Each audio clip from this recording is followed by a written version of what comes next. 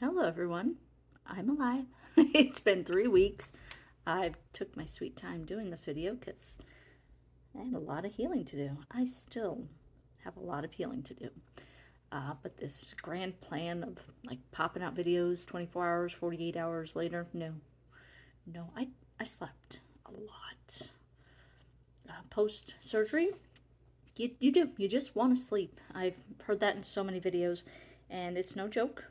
You're really tired, and obviously, if anybody's ever been sick their entire life or had surgery, like your body just kind of shuts down. It wants to get into heal mode, and my body did a great job of going, no, we're healing. We're just gonna go sleep.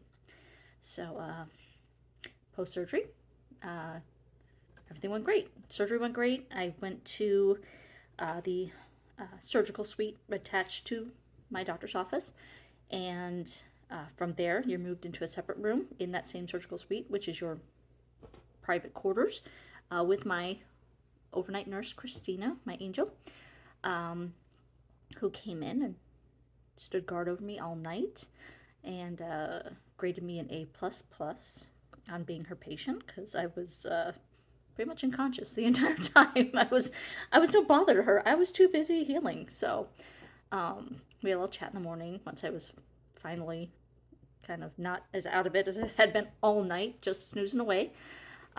Just regarding the pain and what to expect and how to sleep, which I knew I had to adjust the sleeping as far as having to be on your back. Um, but I wasn't sure exactly how much I had to sit up, how my legs had to be propped up. I was expecting this horrific uh, sort of posture regarding sleep, and it's really not that bad. I'd say in terms of just a regular nightly sleep, I have a special pillow situation here, which I totally forgot to show you guys my pillows. They were literally right next to everything else, the foot of my bed, all wrapped up and still vacuum sealed. And I just like walked right by it and totally forgot to show you guys. So I bought this kit on Amazon. It was a 4 piece, I might say post tummy tuck, post surgery pillow set. I'm sure you can find it. Um, and it's a huge. I'll just carry the phone over. You guys can see. Huge pillow, um, which is the back. Let's see, right here. It's huge. I mean, you can see my hand here. And I really sleep down here as far as the head. I'm not sitting up while I'm sleeping. I'm laying down, but my head is elevated. And then here's my body, and then here is a little wedge where my feet, the backs of my knees are here, and my calves and feet are down there. So just elevate, just slightly, just literally like what a hand's worth. You're sitting up, and I usually scoot this up a bit because I'm short. So, um, so I didn't have that pillow set. While we were there, I decided not to bring it. Realized like, oh no, I can just we're staying at a resort. I can request a couple pillows if I need more pillows. So that's what we did. We had plenty, but didn't need to ask for extra pillows. So once got done talking to Christine regarding, how to sleep, which I was already situated because I've been, sleeping all night there. Then, um, Brian came in, and then Doc Ock came in, talked with us a bit, and went over the medications, got paperwork regarding exactly when the last meds were given and how to space them out throughout the day. And so it pretty much came to like every 8 hours. And then the only thing that was off of the 8 hours was aspirin, which was like 2 hours off of that. And I only took it once a day in the mornings. So otherwise, it was meds at 10:30 in the morning, 6:30 at night, and 2:30 in the morning. So let's see. Like I mentioned with the healing, I felt like this is really important to understand is that you've got to heal on your own timeline. Everybody is different. Everybody feels pain differently. And once again, like tell my brothers, me and my sister both have pretty high pain tolerances, and I felt like this was a huge um, added bonus going into this, is knowing, like, yeah, I've given birth a couple times and recovered from C-sections and felt like I wasn't going to die, so I kind of had an inkling of what to expect, and it was very similar. I never felt drastic pain. Just just that sense of a lack of movement. You know, you're just hunched over. You're really tired. Um, I'd say the worst case situation, I guess, throughout that first week was, or even the second week when my sister came more so, is laying there in bed and I'm sleeping or trying to. The first week was great. I had no problems with sleep. My body, shut down. It was just like, let's sleep, let's heal. And, but by the second week, I felt like a little more energy, not a ton. But, so I wasn't sleeping as well and would wake up in the middle of the night, have to go to the bathroom. But, I'd just be laying there and realize, like, it almost felt like this giant Thanos hand is around my waist, and it is just holding my stomach as tight as it can. And it's not painful like you equate a stomach ache or a headache. It's just intense. It's just that like you almost can't breathe. That's what it constantly feels like. You're just like, okay, like it's just so tight because you are cinched. He has taken these muscles and he is literally cinched them back together, and he has snatched up this waist so tiny. I feel like some Victorian woman in her corset with this 13-inch waist, which I don't have, but it feels like it. Um, so that aspect of pain was the strongest. Is just that tightness. I was in a binder for 10 days. I got my first two drains out a week out. The following Monday, we had to keep track of the fluid accumulating in each of my 3 drains, and strip them every morning. And Brian gladly did that for me, and realized right off the bat we had the troublemaker drain number 3, putting out crap ton of fluid every day, going above and beyond, striving for the A+ of being the most efficient drain. So by Monday they said, no, we'll just let that guy go till Wednesday, and we'll see how your numbers look. And by Wednesday they were like, you're gonna be here tomorrow anyway, we'll just leave it till Thursday. So I got to keep it an extra 3 days past the other ones. Not a huge deal. It just is really annoying in terms of just the wearing of it. I didn't use my robe as much as I was thinking I would. So I would say in terms of the really cute robe with the pockets, it may not be super necessary, because you do realize you're going to be wearing that lanyard in the shower anyway. And it just felt like one more thing to have to put on. Truth be told, I did not wear clothes week 1. And it's just me and Brian. I didn't bother. My clothes was my binder and my adorable lanyard with my drains. I did not have the energy to be bothered with clothes. I'm not going anywhere. I'm going from the bed to maybe sit, in the bathroom, or maybe venture all the way out to the living room to eat.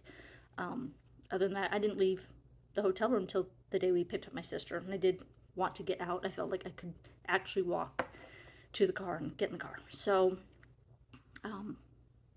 yeah, just energy's low and healing is slow, and you have to accept that. You have to accept that if you want the right results, you have to listen to the doctor's orders. You have to slow down. You can't be super mom. We all want to be super mom. We all want to be go, go, go, and clean and tend to things. And you have to get that mindset of like, no, I'm patient now. I'm patient number 1, and I'm here being doted on. Take this time to be doted on, and in the blink of an eye I'll be back to normal and I can get back to doing all these things, but I can't now. So just be the patient. Let's see, so much I wanted to cover on this. Might have to break it up a little bit so I'm not rambling for an hour. Let's see. So in terms of how I'm bound now after they took out the third ring. I finally got my garment. It's it's got long shorts on it, not long, but mid thigh type shorts. It's crotchless, so you don't have to take it off to go to the bathroom. I did get that Chiwi kind of totally unnecessarily. I really thought I'd use it, and you don't want to get your garment wet, but you don't.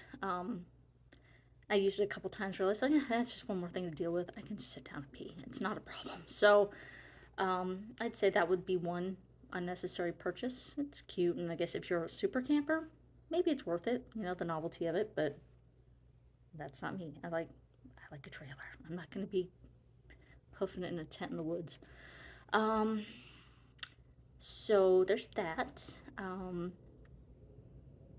They put the scar therapy tape all the way around.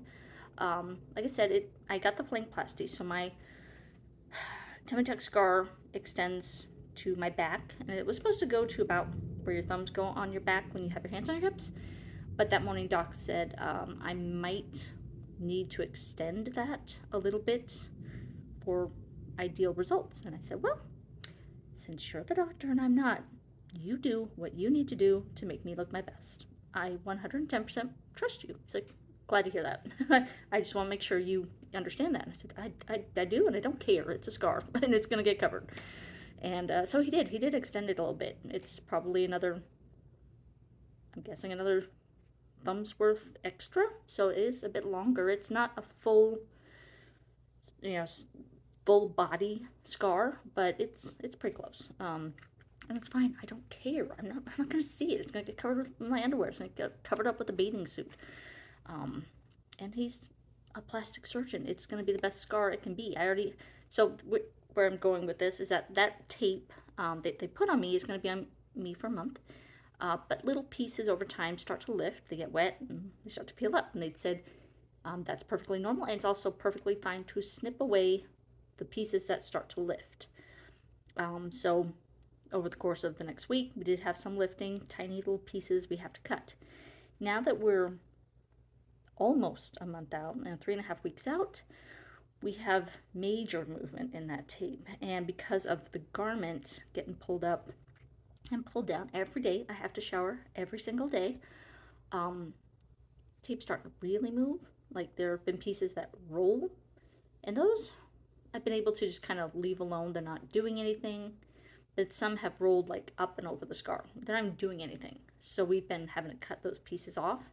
And we cut off one piece last night. In particular, this little fella, as you can see, he's pretty thick too. He not only was rolled up, he was facing this way. He's like perpendicular to my scar, and he was digging into my skin. You do get very swollen the last half of the day. You don't really like see it. My stomach is just flat as can be, looks amazing. My belly button is adorable, but I feel it. I feel the swelling. I'm tight, really, really tight by the end of the day. Yesterday was actually a good day. I didn't feel as bad as the day before. So it's hit or miss. Still keep my hydration high, my protein high, and my sodium low, which is key. But this sucker was like embedded into my flesh, right? He's like sinking into where the garment's pushing up against my hip. And so as Brian was pulling it away, since it wasn't even covering the scar, it's like this thick of an indentation in my flesh. It was so gross. So we have these huge pieces of tape that we have to keep cutting off that aren't covering the scar. So it's really fun, very gold member-ish to keep saving these disgusting little pieces of what look like flesh. So we've been having fun with that. Good laugh. Yeah, belly button's all uncovered. No Aquaphor. We're just now, as of the day after I got home, which was at the 2-week mark, I started putting on the Silky every night and just tiniest drop and just covering that to help with, keeping the scar minimized. And as we've been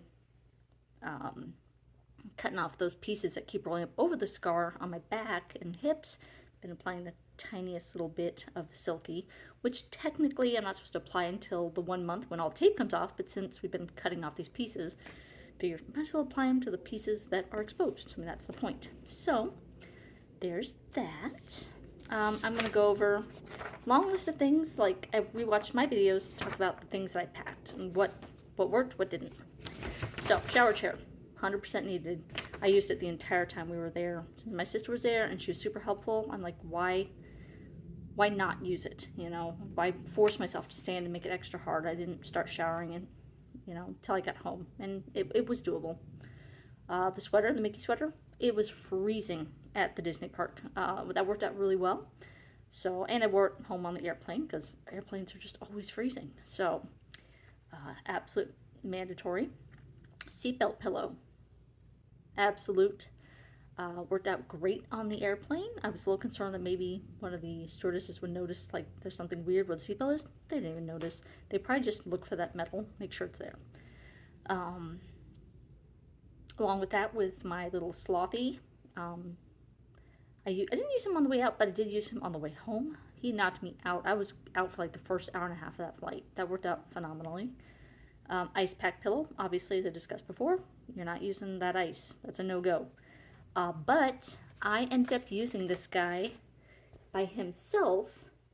As soon as we got home from the surgical center, when I would lay down, I would set this on my chest, and then I would pull out my lanyard with all my drains and just set that on top of this and just lay with my hands on my side. And you never felt the need to move. Like, you're just, I don't know if it's the tiredness or the fact that you know you can't move, you just don't move in your sleep. And I would have my arms by my sides with all my drains on top of this and the comforter on top of the drains, and it worked out great. So just having this as like a buffer so I didn't like move my sleep and grab the drains, accidentally rip them out. Oh my goodness, no thank you. Let's see. The Colace, that was a joke for me. I didn't feel like it did anything. And in fact, by Thursday, I was feeling kind of like TMI, but the need to go. Nothing was happening.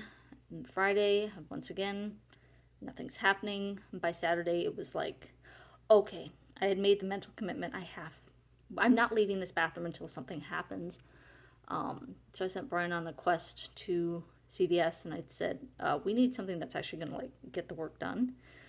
And he came back with something, and it was not working. And I was like, what does it say, like, as far as how quickly this works? And he's looking at the package, goes, oh, like 1 to 3 days. I said, okay, that would have been great 2 days ago, but we're 2 days behind at this point, so could you go back and find something that works yesterday? So he came back with Dulcolax soft chews. Thank the Lord. Yeah, if I'd have known how bad it was going to get and how it was going to feel like birthing another child, just like post C-section, I probably would have started on these on Thursday. They did the job. We'll leave it at that. This moment brought to you by Dulcolax. So, MedMinders. Didn't really need them. Brian was my MedMinder. He was on it. He set alarms. He knew what needed to get done. Totally unnecessary. Benadryl. Not really needed. I'm taking enough meds. I'm tired enough. I'm super healing. By the time I got home, I realized like my body isn't feeling that exhausted, just want to go to sleep to heal. And I've never been a super sleeper to begin with. So I've realized taking Benadryl at night just to help me get to sleep has been helpful because, like I said, with the garment, it's very tight. And the one major issue anymore I'm having is just that my skin is very sensitive. Even back in Florida, it just feels like, and I don't know if this is common, feels like you have a sunburn. That tingling feeling, or like you have a fever and just everything hurts to touch your skin. And I get the chills a lot, like probably 10 to 20 times a day. Annoying? Yeah, a little bit. Is it like driving me to insanity? No, but in terms of sleep, yeah, it was getting to be where like I need to find unconsciousness and stay there because otherwise I'm waking up due to the minorest inconvenience with my skin not feeling good. So I'm very pro Benadryl in the sense that it knocks me out and it gets me to bed a decent hour. Wipes, didn't really need them. I wasn't feeling super grimy. And obviously too unconscious to bother with worrying about cleaning myself because I'm going to take a shower the day after tomorrow, you know. Um, so I definitely could have gone without those, me, personally. Socks, an absolute must. I wore those every day. The clothing situation, most of the outfits were fine. My sweat situation, I would have absolutely gotten a bigger set of sweats. I didn't realize how tight they were going to feel. So, say if your dude's got sweats, uh, get some dude sweats because I just bought like a set of women's sweats and they fit fine, but I didn't accommodate for the swelling and the fact that I don't want anything touching my stomach. So, yeah, there's that. Let's see. Let's go to, where are we here? Jammies. I love my jammies. I told you about that set. I hadn't opened it yet. I will show you. This cute little green set I got on Amazon. These adorable little shorts. And then I had completely forgotten this tank top. It's not tank top. It's an itty bitty crop top, which I had great fun wearing post-surgery because your garment, as well as the wrap they put you in until you get your drains out and get your garment, you have to wear 23 hours a day. The only time you're not wearing it is when you're taking your shower and you get an hour of freedom. So putting on these adorable jammies and this adorable crop top was really fun. Being able to see my stomach and just relishing my new belly button. It was really fun for an hour a day, and I'm looking forward to just being out of the garment and just wearing the jammies and having fun looking cute. The laundry sheets totally pulled through for us, obviously, as you saw in my other video of doing the laundry. Those worked out great. The NutriBullet was very helpful. I bought a really good smoothie mix at Sam's Club while we were there. I wish I could remember the name of it, but it was good. It was they had like 4 or 5 different flavors, and it wasn't refrigerated. It was in a clear bottle, and mine was like pomegranate berry. And all you had to do, because it was already pre-made, was add ice and a little bit of water and buzz it, and made a great smoothie. Soup, my tortilla soup, we made it, and I never ate it. I did not do well those first few days. The nausea was definitely there. I was tired. I didn't really want to eat. When I was able to eat, I really did enjoy my cure, or not the cure, the my bone broth protein. I mix that with some water and pasta. I got like little star pastas at Walmart, and that was good. Eggs were good. Some avocado. My Premier proteins really pulled through for me. My cure for drinking water worked out great. And I have to leave to take my daughter to the dentist, so we will make a part 2 of this because I have much more to cover. But yeah, that's that.